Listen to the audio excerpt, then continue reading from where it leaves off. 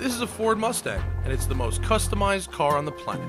Owners like to modify them to their liking, but the best variants have always come straight from the factory, with plenty of speed up front and the comfort of a warranty in the back. But every chassis does have its limits, and in my opinion, the Mustang's limit is about 500 feet of horsepower. Any less doesn't feel like quite enough, and any more certainly feels like too much.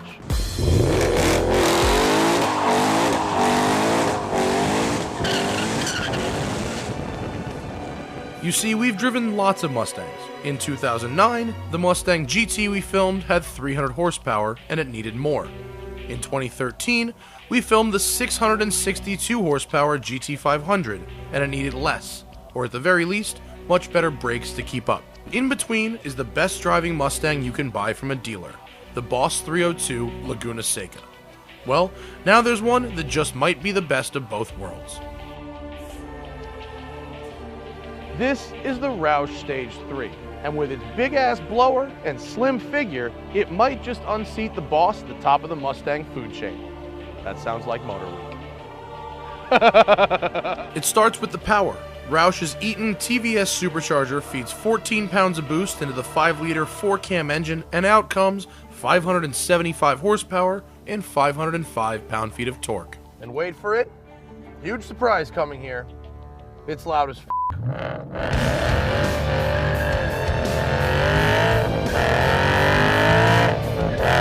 Fast too. Legend has it, the Roush's exhaust is the only thing on earth loud enough to stop Bill Caswell from telling a story. The suspension has been lowered and tightened, the brakes have been bulking up in the off-season, and the 20-inch wheels get a custom compound from Cooper. There's subtle styling cues on every body panel, outside and in. You'd think that all this go-fast hardware would make this Mustang impractical, but you'd be wrong.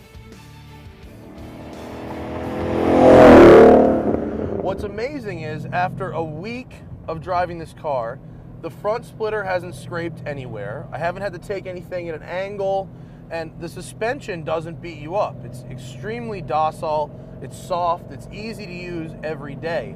There's nothing about it that makes it less practical than a regular Mustang. It doesn't idle funny. It actually on the highway gets between 18 and 22 miles per gallon, and it runs nice. Everything works. There hasn't been a single issue with this car in any way, shape, or form in the 7 days and almost 1,000 miles I've put on it. And that's the kind of stuff that only comes from real durability testing in all different kinds of conditions. But don't worry, just because it's practical doesn't mean it's slow. This car is seriously quick. It handles good, it's got good turn-in with the square stance tires.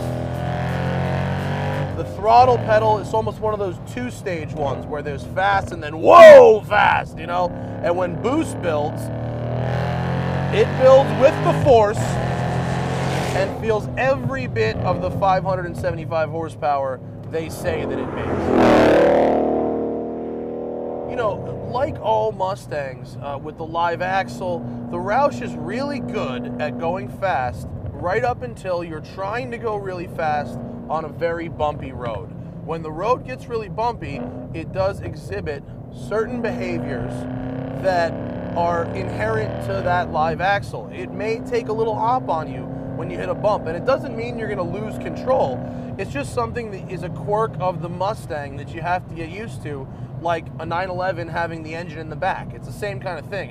It's engineering that shouldn't work, but for some reason it works good.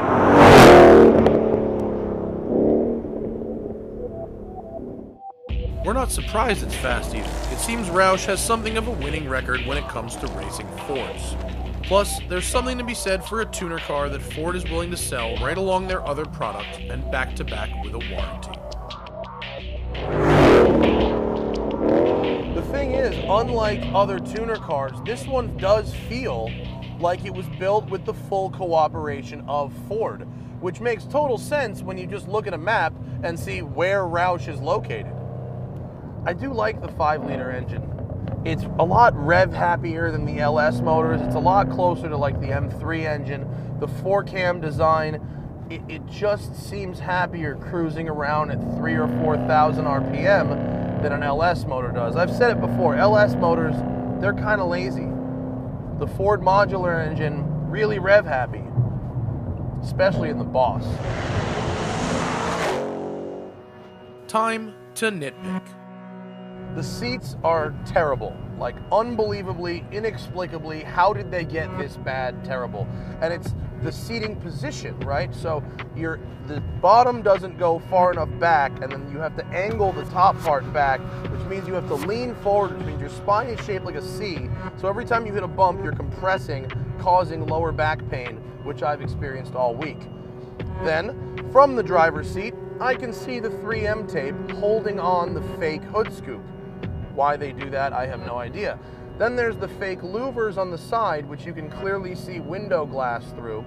Then there's the boost gauge in the vent, which looks great during the day, but doesn't dim with the whole rest of the dash at night. So you can have a nice subtle glow from the dash, and then a boost gauge just blaring in your face, blinding you. Mustangs are heavy cars, you know, you need to put the biggest possible brakes you can possibly fit in the car, especially for $68,000. For the kind of money they're charging, this thing should have carbon ceramic brakes on it. But instead it has slightly upgraded versions of what you get with a regular GT or a Boss. The sound is moderately addictive though, I will give you that. Then of course, there's the price.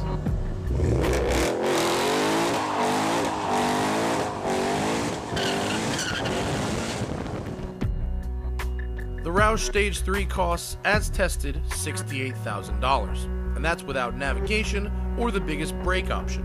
That's $5,000 more than the last Shelby GT 500 we tested, and nearly $20,000 more than the Boss Laguna Seca. Now I don't know about you guys, but I have a pretty hard time justifying 68 grand for a Mustang.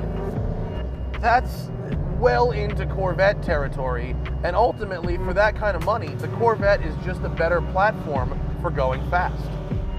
So here's the thing. Yes, the Roush Stage 3 is arguably the best driving Mustang you can buy from a dealership. There's no question it's fast, and you give up nothing in terms of practicality compared to any other Mustang. However, Roush sells the parts individually if you want. So here's what you do. Get yourself a Boss Mustang Laguna Seca for about 48 grand. Strap on the supercharger, which we know works really well. Get a square stance tire set up, and you're good to go. You get the side dumps, you get the Boss name, and you get the Recaro seats, all for a whole bunch less money than they charge you for that thing. I'm Matt Farah from the Smoking Tire. See you next week on Tuned.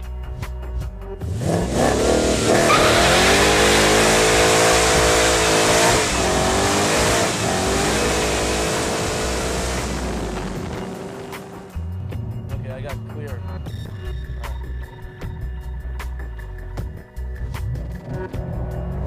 This burnout has been brought to you by Film Tools, the official camera equipment provider of the Smoking Tire. Has made those camera angles that you just saw for that burnout, made all that possible.